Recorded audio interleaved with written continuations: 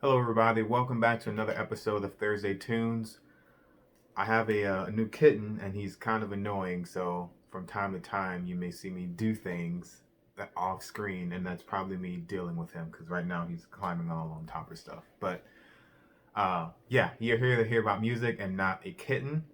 Today, I'm going to be talking about an album by an artist named Slauson Malone, who released an album last year called "Quiet." A quiet fair or quite a quiet farewell 2016 to 2018. So just a little bit of information about Slauson Malone. So he's the son of or his real name actually, his oh god his birth name is Jasper Marcellus. If you recognize that last name Marcellus, you know that there's a great jazz family from New Orleans, the Marcellus family, and he's the son of Wynton Marcellus. So he has, I guess, music in his blood. A lot of his aunts, uncles, grandparents have been amazing jazz artists. So kind of comes with the territory of being in that family, I guess. But interestingly enough, his dad didn't let him listen to rap as a kid, and now the music that his son produces, Slauson Malone, is basically in the realm of rap. So it's kind of interesting how when parents tell you not to do something, you end up kind of going in that direction. But he's also a pretty young guy. I think he's in his early 20s. So a kid growing up in the 90s and telling them not to listen to rap is kind of idiotic. It's like telling the kid now that they can't go on YouTube. It's just like pervasive. So it's hard to ignore it. But his musical origins, at least from what I can find, really come about with this group called Standing on the Corner. They was a group founded in New York, like a music collective. The release, he was part of one of the music releases called Red Burns, and that group released an album recently that I'm going to review at some point in the future. But then he left that group after the first album to embark on his solo career, which is where we get this album.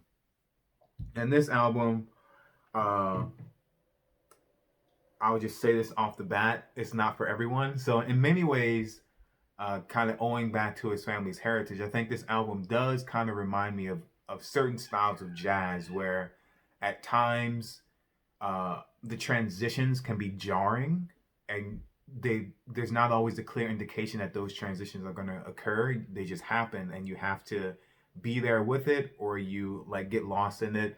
There's a lot of stuff going on in the background of these songs that uh, aren't always brought to the forefront. They're like allowed to just exist in the background. So some kind of thoughts that I wrote about this are there's a lot of samples used in this album. So if you're not familiar with that terminology, sampling in the realm of hip hop and rap is where you take a piece of pre-recorded music and you can use it as is, or you can augment it and incorporate it into what you're doing to kind of add a different element. So let's say you don't know how to play guitar, but you want a guitar riff on your song. You go listen to some music, find a guitar riff, you take 1 or 2 seconds from that song of that guitar riff, you incorporate it in your song, and now you have a guitar riff. Uh, Used to be a lot of controversy about sampling. I'm not going to get into that, but that's what sampling is. So there's a lot of sampling in this album. Sometimes it's other pieces of music like instruments. Sometimes he's sampling vocals. Sometimes he's taking uh, like parts of a speech that someone did, or it can be like sound effects, like the sounds of someone screaming or the sounds of sirens. So there's a the landscape that this album paints is very broad and diverse and very encapsulating. It's not narrow. Uh, the lyrics are also very dark on this album. So it's I guess in many ways like the title "A Quiet Farewell." There's a lot of lyrics about like death and kind of no longer existing and things moving on and things not being the way they should be and kind of disorder in the world. So it's a very dark album. That's lyrically it's dark, and also the atmosphere that the instrumentation creates is also very dark as well. So they very much complement each other in the atmosphere that the entire album gives you as you're listening to it, of a kind of very dark, at times brooding piece of music. Uh, so as I said, like kind of going back to that jazz thing, there can be numerous transitions within the song. So you may be in one kind of musical mode then you transition into a different musical mode, then you transition into a different one, which is not uncommon in rap.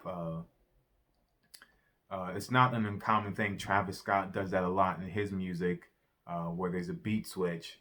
But these like aren't just beat switches. Like these, in many ways, it's like these were like 30 seconds of a song, like three 30-second songs, for example, that got pushed together into one song. So it's like moving to something completely new, but you're still contained within the same song. So these transitions can be very sharp. They can represent thematic transitions within the song. Uh, and I think that adds a lot to the musical complexity that is a big part of this album. And like I said, there's also a lot of layering in this album. So at times, there may be a person rapping, but in the background, there's like these vocalizations that are sometimes very faint. You can't really hear them. Or on a specific song, so the second song on the album called Trouble, uh, there's rapping pretty much throughout the entire song, but that's like seated all the way in the background. And the main vocals that you hear actually is a sample of someone saying trouble constantly. Uh, so the words trouble are like the main thing that you hear lyrically, but tucked deep in the background is someone actually rapping like a full song. So it's very interesting that he chose to do that, to bury that behind the lyrics and behind this kind of monotonous, repetitive vocalization. But I think it is definitely one of my favorite songs in the album. So I thought that was really cool. And I think maybe the first time I listened to it, I thought there was someone kind of mumbling in and out, like they were like rapping a little bit and then stopping and rapping a little bit. But when you actually listen to it, like they're going throughout the whole thing. It's just you can't really hear them very well throughout the whole thing. Some lyrics that I really liked on the album, that kind of gets back at the idea of the darkness of this album. So one of them is "I'll love you when it's over," which is like pretty sad because you're recognizing that whatever this it is, it's going to come to an end, and that's when I'm going to be able to express how I feel to you. So that's like that. It could be like when my life ends, I'll love you, or when this relationship ends, or whatever. But that's very dark. And then there's another one that's like a motif, or MOTIF. I think it's pronounced motif.